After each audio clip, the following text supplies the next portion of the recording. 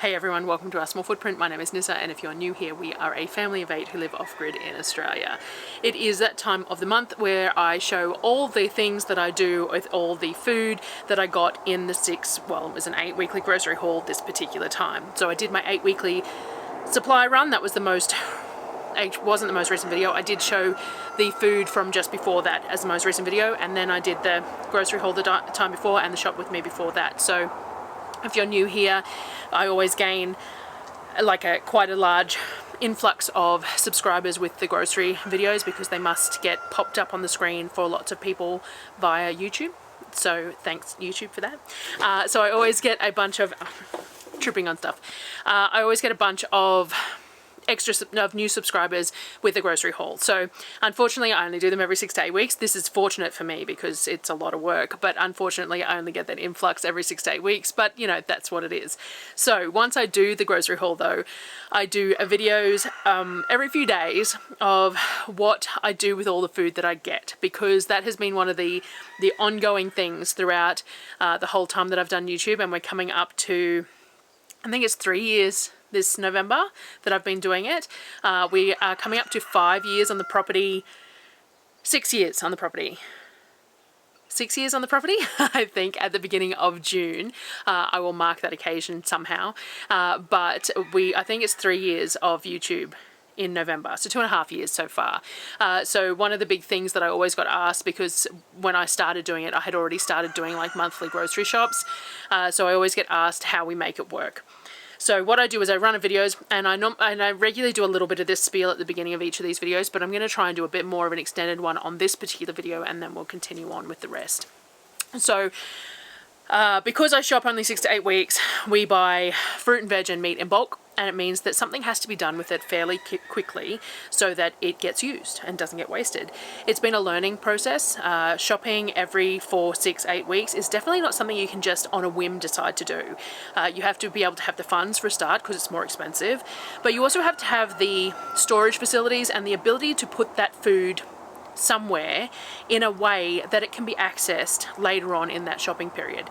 And that was definitely a bit of a learning curve. We have upgraded our fridges and freezers in the time that we've extended our grocery periods. So we have 2 500-litre hybrid fridge freezers. One is set to fridge and one is set to freezer, so that has definitely helped us there.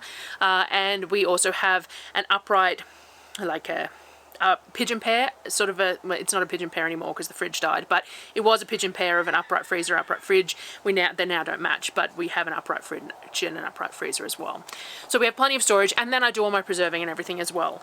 So these videos are to show how I process those items of food and what we do with them, and then the meals in between. I used to do like what we eat in a week and stuff to show the meals, but realistically the meals are part of how we process the food, because it's part and parcel of the using what you need to use first, and we eat very differently at the beginning of the month than at the end of the month because of we're getting through what we need.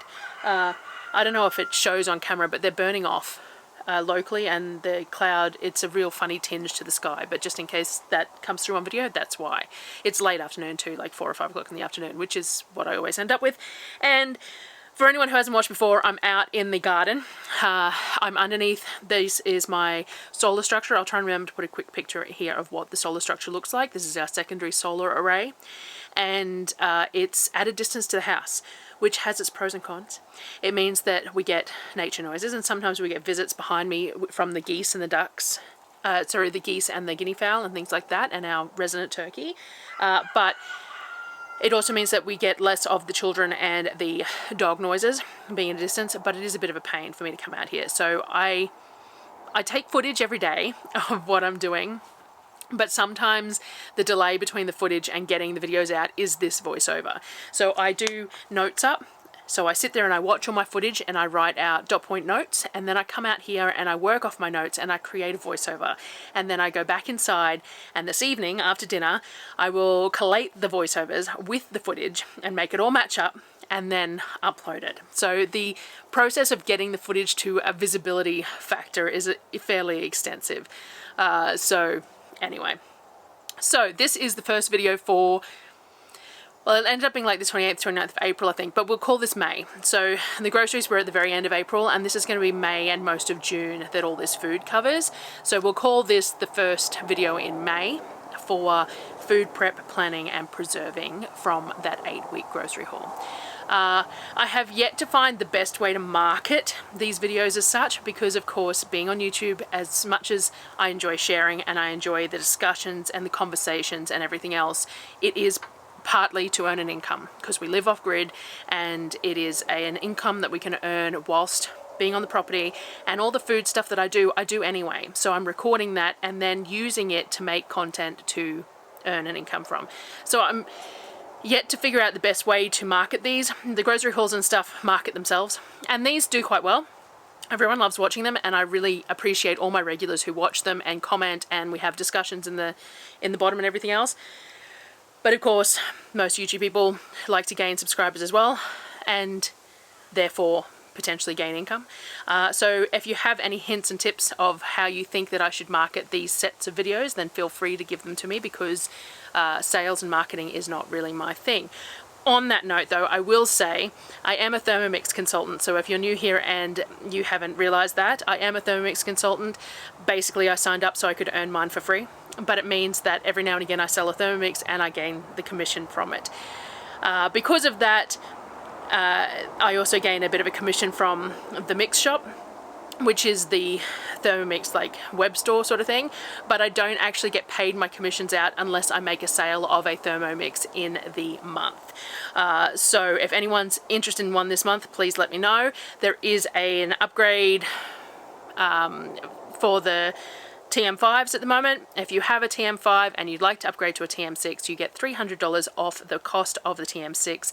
You get a free bowl, blade and lid set, and you can choose to keep your TM5, or you can choose to return it. So passing that on for anyone. As I said, sales is not my forte, but that's my little spiel there. Alrighty, so let's get into the food. This is the first couple of days post the 8-week grocery haul, and I have 2 videos worth of notes here. We'll see if I can get through both, but we'll at least get through one. So let's see how we go. So one of the things that we struggled with last month was keeping some of the greens healthy long enough for us to get through to them. The nights are cold at the moment, they're down to like 10 degrees, but the days are still running warm. So we're still getting up to 20, 25 during the day.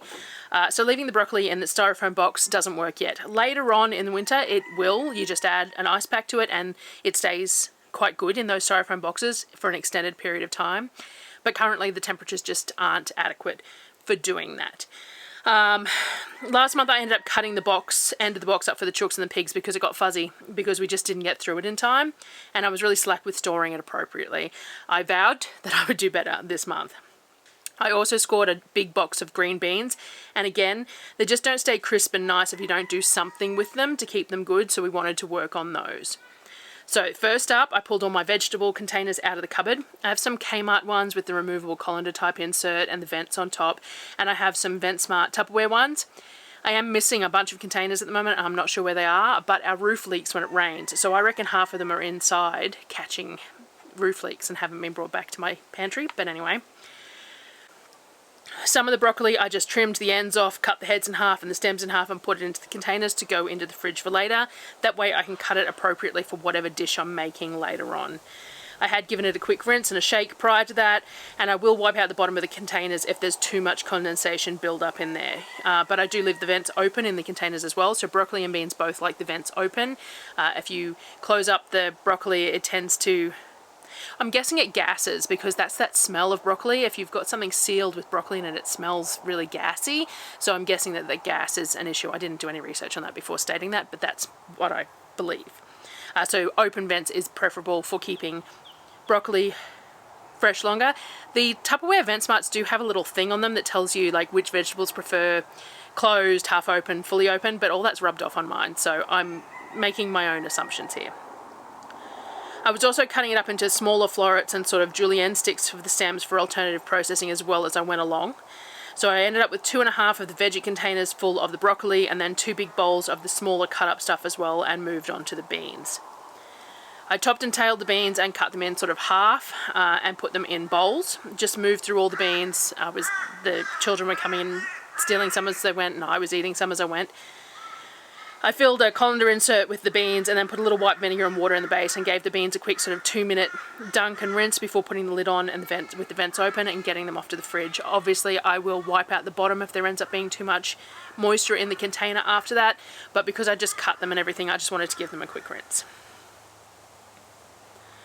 I also did a few jars of pickled beans. We really love these, but not so much if they're processed, like if they're actually heat canned. So these will just be fridge pickles.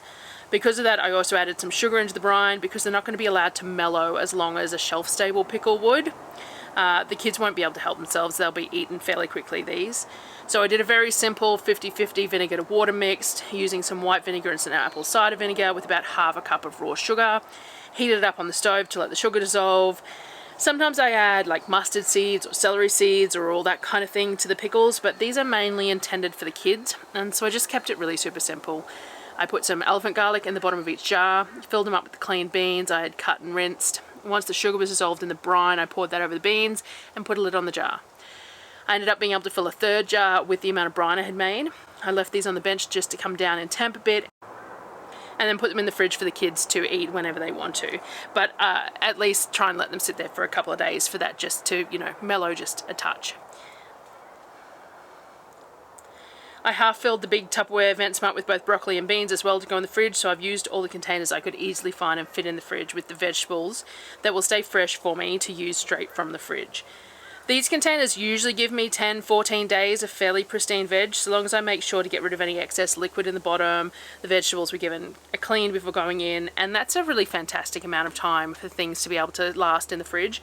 We do have the fridge that's like a chest fridge because it's one of the hybrid open at the top fridges, and it does stay a bit colder than a upright fridge because of the way temperatures work with keeping things cold because of the top opening lid. And I think that does help keep some of the veggies fresher for longer as well, especially the carrots and the cabbages and things like that. They really like that little bit of drop in temperature. I find though, mind you, apples don't really like being that cold. They prefer to be in the drawer in the upright fridge and things like that. So there is a little bit of a give and take there. But broccoli and beans like to have that cold temperature, I have found. I don't know what the actual thing is on that, but I have found that.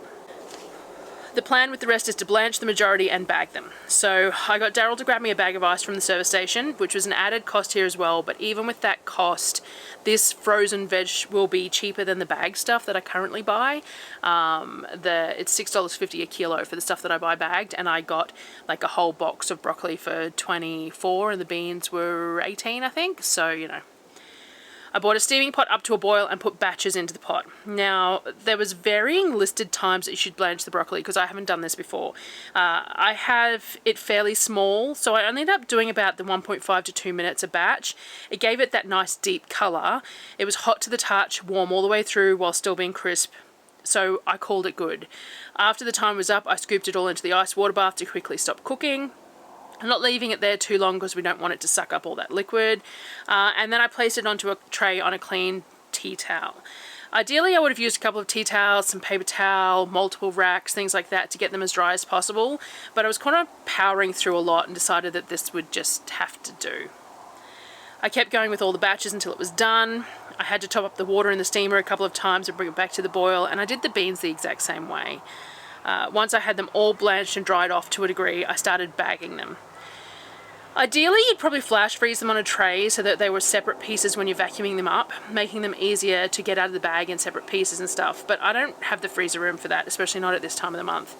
I also will probably throw them back in the steamer for serving or into a baking tray anyway, and can just break them up as they defrost a little.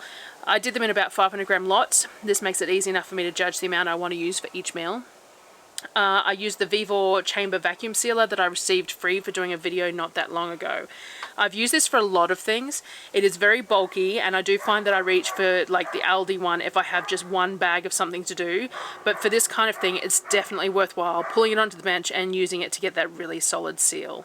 I do want to buy some bags that are already cut and sealed to size though, because the sealing without the product process is not the easiest with the machine. The bags for the chamber sealer are cheaper than bags for the Aldi style ones too, because it doesn't need to have the channels or the tunnels with the rough and smooth plastic to draw that air out. It can be smooth both sides. So I think the trade-off there works well.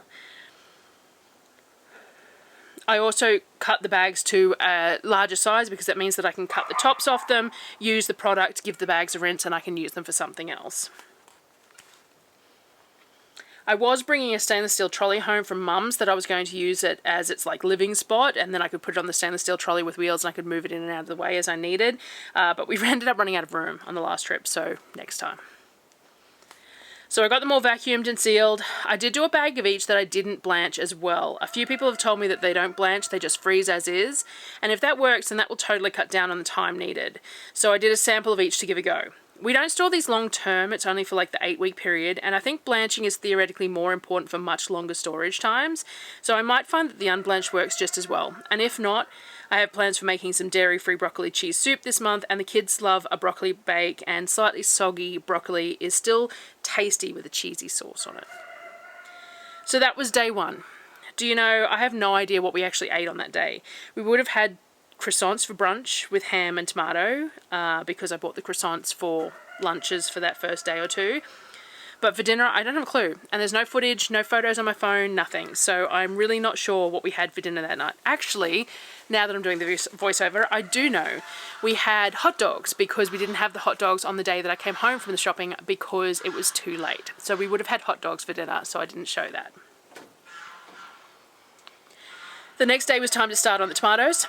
I got the kids to go through the boxes and discard any that were too far gone to use, and we gave them to the animals. A couple of these boxes were seconds boxes, and they had some pretty squishy ones in there from the word go. And then they've had the trip on the back of the ute, and then the extra day sitting on my bench. One of my favourite things to use fresh tomatoes for is salsa. It's something that we eat regularly, that goes well on the shelf, and takes advantage of that fresh, crisp tomato flavour. I can a few things that are tomato based, but I'm happy to use tinned tomatoes for a lot of it because it's either pressure cooked or it's long cooked or pureed, and it loses a lot of that fresh flavour anyway, kind of on purpose, because you're looking for a cooked down, more intense tomato flavour. I core them very simply. I just cut them in half and then in half again, and I take that top core bit out. I'm not fussy about it. We just want that knobbly bit out because it looks kind of odd in the salsa. So if you've got those little brown knobbly bits floating around in your salsa, it can be a little disconcerting. As I cored them, I put them into my Thermomix bowl. There are many options here depending on how you like your salsa. You could dice by hand, you could puree completely if you like it smooth, you can mash it. I like to use the turbo function on my Thermomix so that there is a range of size and textures in the bowl. We have some larger chunks, some pureed stuff all mixed through. I will pull any excessively large chunks that might have been left behind as I go through the pot because we don't want an excess of those, but I probably lean to quite a small dice by choice. As I do each jug, I pour them into a pot. I know an estimate of how many cups per jug I get when I fill it to a certain point, and every now and again I just double check that into the pot to make sure that my estimate is accurate. I find that I can get about 6 cups of diced or pureed tomatoes out of a full jug with these small style tomatoes, but it's only about 5 with the larger field tomatoes, as they just don't fit as many quartered into the jugs as these ones do. Once I got to about 42 cups of tomatoes, I called it good, though I am going to have to size up this pot. I like to add onion and garlic. I use the ratios based on one of the many ball salsas. So for every 7 cups of diced tomato, I add about half an onion, 1 to 2 chilies depending on size, 4 cloves of garlic or one of the elephant garlic, a half a cup of ACV, and 2 tablespoons of lime juice and 2 teaspoons of salt. I like my onion and garlic and chilies to be diced up really nice and small, so I throw the onion and the garlic into the Thermomix as well to dice up nice and fine. The chilies are actually ones that a neighbour gave me from the plants that I gifted her. The plants didn't do much in my yard, but they grew really well for her. Actually, the plants of the chilies were not the problem this year. They did bush out quite nicely. It was that the bush rats stole all of the fruit as it popped up on the plants. I used a mix of red and green. I took the seeds and membrane out because we like a little heat but not too much, and I diced them up fine in the Thermomix as well. I then sized up my pan because I realised that I was going to need to. What we want to do is bring the salsa up to a high simmer or a low boil for about 15 minutes only. We want to make sure that all those flavours permeate it, but we want to keep that fresh texture of the tomatoes as much as possible. If you cook down tomatoes with the skin on for too long, the skins will roll and they're kind of an unpleasant texture. So we want the skins to stay on the pieces and create that bit of a crunch, and therefore we're not going to overcook it. I added the apple cider vinegar and salt, and I juiced some of the limes I got from the haul as well to put in too. Remembering that home juiced lime juice isn't going to be the standard 5% acidity, it could vary a lot. I'm okay with it because we go low on the add-ins. I don't use any capsicums or peppers. I use the base level of onions, and I use small chilies and things like that because we don't like capsicums or peppers, whatever you want to call them. So the ratio of tomato to the lower acid ingredients is very low, well, it's high. The ratio of tomato is high to the low acid ingredients in my recipe. After that, as I said, we bring it up to a high simmer or a low boil for 15 minutes, and then it's ready to go. So while I was doing that, I was getting jars and stuff ready as well. I also had Sonnet cutting up some more of the tomatoes for me that were good still, to fill up a couple of roasting trays. We put aside some really nice firm tomatoes to keep on eating fresh over the week, but there were still plenty that were just not quite great, so roasting them was a great way to use them up. I used the Salsa-esque jars that I bought recently from iWoohoo. I really like this size and shape. They're approximately 300 mils, and they have the 82mm lids, which is the same size lids that I use on my 1 litre jars. So I have a lot of 82mm lids that are used and new scattered throughout my canning gear. I filled the jars and did all the normal, debubbled, cleaned the rims with a clean cloth and white vinegar, cleaned the inside of the lids with vinegar as well. I'd wash the lids, but I always like to do that. We live in a dusty, dirty environment, and I just find it I like to make that extra call. I had other things going on in the kitchen, so I decided to just use my steam canner in a couple of batches. I could fit 7 of the jars in the steam canner, which makes sense because they fit 7 quarts, and these are a similar width jar. I filled the water to just under the rack, heated it up before adding the jars because the jars have hot product in them, so you want the water starting hot. The little dial on top of the steam canner, which I didn't seem to get on footage, I might have it on my phone, I'll try and find a clip, has different colours that are associated with your altitude. Being that I'm over 1,000 feet, I have to get it into the dark green. Once it is in the dark green zone, I start my timer for 25 minutes. Timing for tomato products is variable. The standard for pints and under of a salsa is 20 minutes, 25 minutes for my altitude. This is based on a fair bit of low acid product in there, mind you, so I could probably get away with less, but it doesn't hurt to do the 25 minutes. I then top up the water with some cool water to take the temperature down off the boil, as the jars are only warm, not boiling after sitting for a bit. Add the next batch and repeat the process. So I ended up with 22 jars of salsa. 21 went for 3 batches and a spare one went in the fridge because I wasn't going to run the steam canner just for 1 jar. While that was going on, I was also prepping dinner for the night. Darryl loves the skin on thighs. I don't get them that often because Costco doesn't sell them. The butcher sells the ones with 2 bones in, but that's really fiddly to get out, and you lose a lot of weight, so it just doesn't seem economically particularly viable. But Coles has always sold these with just the 1 bone, and about $9 a kilo, which isn't too bad. Though I have had a few people let me know on the grocery haul that Aldi sells some, and Woolworths apparently does in their deli cabinet as well. So I'll have to check that out next trip, and if I can get some from the Woolworths deli, I might be able to buy a whole box frozen, which would work really well. I used the basic method from Nom Nom Paleo's crackling chicken recipe, which is where we first discovered how much we liked these. Many years ago, we were doing keto in an effort to help Darryl with some medical stuff, and it worked really well for him, but it's an expensive diet to maintain. But while we did it, we did discover a few recipes that we really like and we still use to this day. So I snipped out the bone and any gristle with some kitchen shears, and then gave them a bit of a beating to even out the thickness, just with some baking paper and my rolling pin. I don't tenderize meat often, so this was my best option. I salted the skin side generously and let it sit for a bit, and then heated up some ghee in a pan. Now, I overdid the ghee a little here. It plopped out of the jar, and I actually went in and transferred some of that ghee to the second pan when I had the second burner to use as well. As initially that burner had the steam canner on it, so I only had 1 pan to fry stuff off, but when I got the second pan going, I transferred some of that ghee into the second pan as well. You're aiming to get heaps of colour on the skin, and the chicken is mostly cooked through from that side, and then you just flip it to finish the cooking, leaving the skin exposed to crisp up. I cooked off a whole heap of broccoli and beans in the ghee and chicken fat mix that was left behind, which is always super tasty, and then served a big pile of it with the chicken thighs on top. We just ate it like that. We're fans of super simple flavours when you have such good quality to work with. The tomatoes finished roasting while I was doing dinner. I like to get some significant colour on the tops of them to add to the flavour profile. Because it was late, I covered these and let them come down in temp a bit, and then just scooped them all into a Tupperware container to go in the fridge to deal with tomorrow. So that was the first 2 days after the groceries were brought home. So the greens were really important to get done.